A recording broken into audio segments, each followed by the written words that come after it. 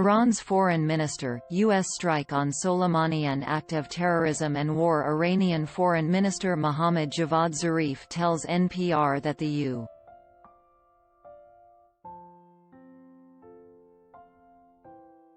U.S. will pay for a drone strike that killed the commander of the country's elite Quds force, which he described as an act of both terrorism and war.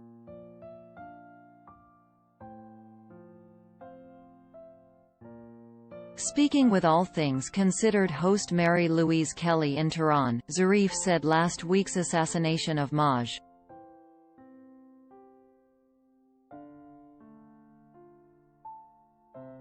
General Qasem Soleimani was a cowardly armed attack that amounts to war.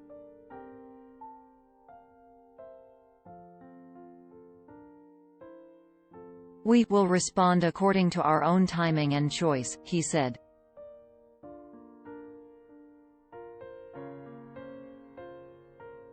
Pressed on specifics of an Iranian response to the drone strike that killed Soleimani in neighboring Iraq, Zarif said, "We will decide."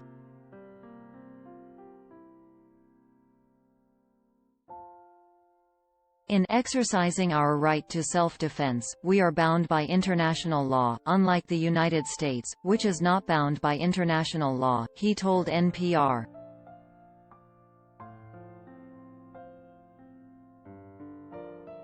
Soleimani, who led the Quds Force, an elite unit of Iran's Islamic Revolutionary Guard Corps, which the Trump administration has labeled a terrorist organization, was seen as a national hero.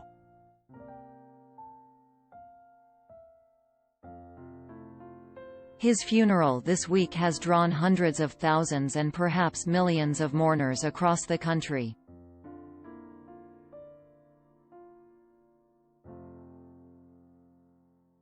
Referring to the deployment of U.S. forces in Iraq, Zarif said the reaction to Soleimani's death would make it almost impossible for the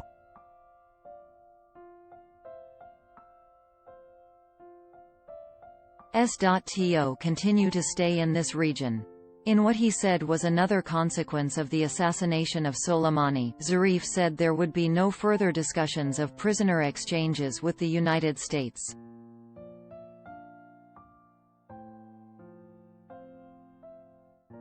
A number of American citizens are detained in Iran, and Zarif said, "We had proposed a universal exchange of all prisoners."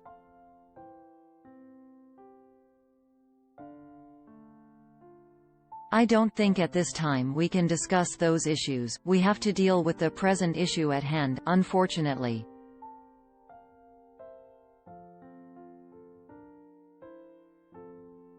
The Iranian foreign minister also said that the U.S. had failed to issue him a visa to attend the U.S.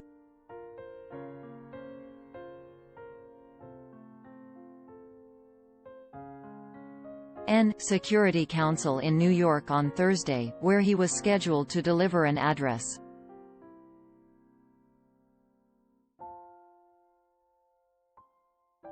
Zarif said he had requested the visa 25 days ago, but said the State Department informed the U.S.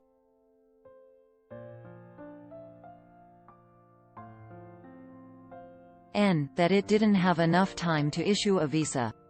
Regarding the deal between Iran and 6 other nations, including the U.S.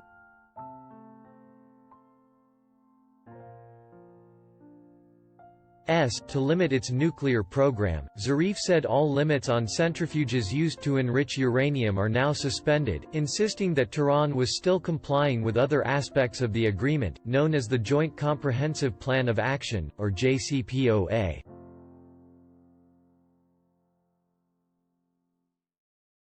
Zarif told NPR that the decision to lift the limits on the number of centrifuges was primarily due to Europe's noncompliance with the terms of the deal.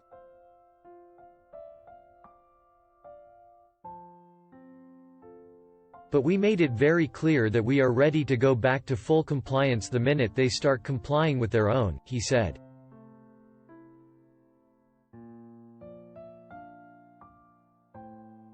President Trump, who has been a harsh critic of the deal despite international agreement that Iran was complying with its terms, announced in 2018 that the U.S.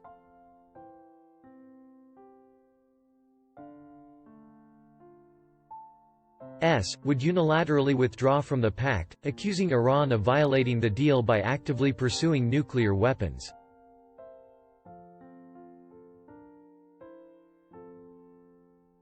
If we wanted to build a nuclear bomb, we would have done it a long time ago, Zarif told NPR.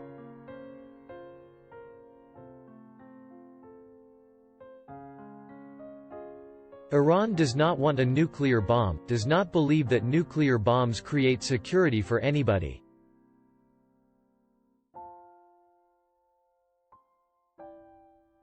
And we believe it's time for everybody to disarm rather than to arm.